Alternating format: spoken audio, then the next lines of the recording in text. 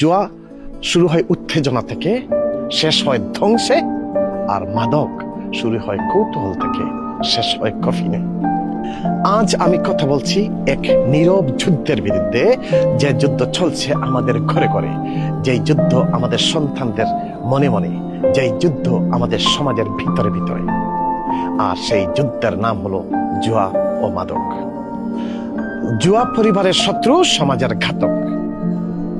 একটা ছোট মোবাইল স্ক্রিনে এখান থেকে শুরু হয়ে যাচ্ছে এই জীবনের পতন। অনলাইনে জুয়া আজ এক নেশা, এক বিষ। এটি পরিবারকে ভেঙে দিচ্ছে, সন্তানদের প্রতি পিতামাতার শ্রদ্ধা নষ্ট করে দিচ্ছে এবং ভালোবাসার জায়গায় ঘৃণা ছড়াচ্ছে। অনেক তার সর্বস্ব হারিয়ে ফেলেছে, কেউ আবার আত্মহত্যা করছে, কারণ এই জুয়া এক অদৃশ্য দানব, যা হাসতে হাসতে মানুষকে কবরের দিকে ঠেলে নিয়ে যাচ্ছে।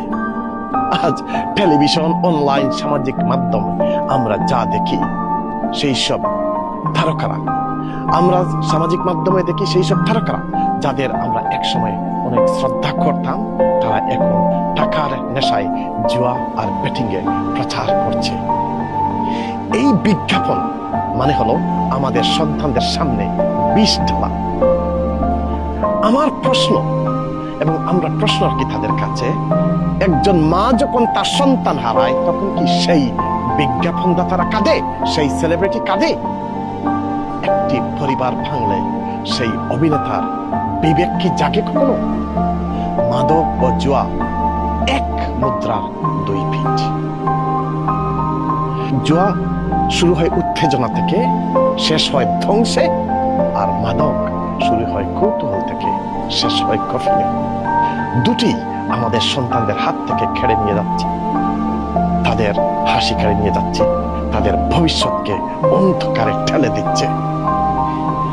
এটি শুধু একটি ব্যক্তিগত সমস্যা নয়, এটি একটি জাতীয় হত্যাযজ্ঞ। আমরা আর সময় নষ্ট করতে পারি না। We must act fast, we must act now, and we must act to save our future generation. কারণ এই বিষ প্রতিদিন ছড়িয়ে পড়ছে চারিদিকে। আজ যদি আমরা চুপ থাকি, কাল আমাদের সন্তানরা হারিয়ে যাবে। আমরা চাই TV, online, YouTube, Facebook, Instagram, যা যা আছে সোশ্যাল মিডিয়া, সব জায়গায় জুয়া ও মাদক সম্পর্কিত বিজ্ঞাপন সম্পূর্ণভাবে নিষিদ্ধ করা হোক। যেই সেলিব্রিটি এইসব প্রচার করছে, তাদের বিরুদ্ধে আইনগত ব্যবস্থা ইমিডিয়েট নেওয়া হোক। কারণ তারা শুধু বিজ্ঞাপন করছে না, তারা ভবিষ্যৎ হত্যা করছে। যারা আসক্ত, তারা রোগী, তাদের প্রয়োজন হলো হেল্প, সাহায্য, পুনর্বাসন, দোয়া ও সহানুভূতি, এবং তাদেরকে সহযোগিতা করা আমাদের নৈতিক দায়িত্ব। কিন্তু যারা এই আসক্তি ছড়ায়, যারা অর্থের বিনিময়ে জাতির সন্তানদেরকে ধ্বংস করছে, তাদের প্রয়োজন কঠোর শাস্তি।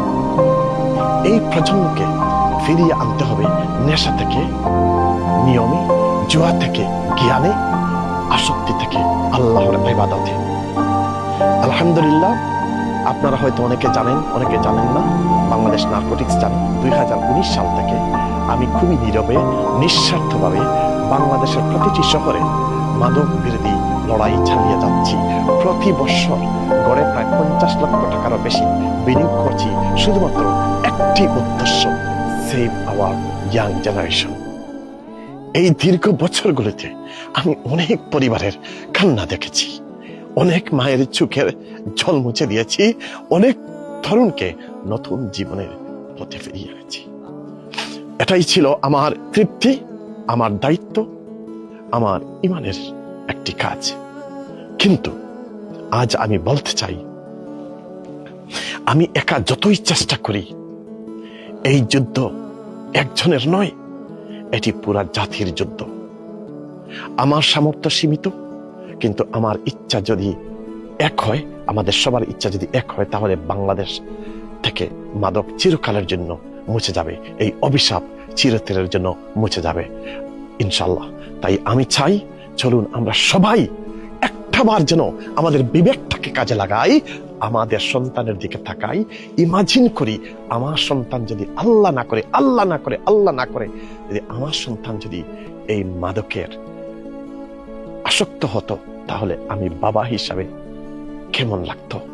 সেই জায়গাটা চিন্তা করে চলুন অন্য সন্তানদেরকে আমরা সবাই মিলে সহযোগিতা করি। আল্লাহ যেন আমাদের সবাইকে সেই তৌফিক দে, সেই একতা দে, সেই মন মানসিকতা দে। ভালো থাকুন সবাই।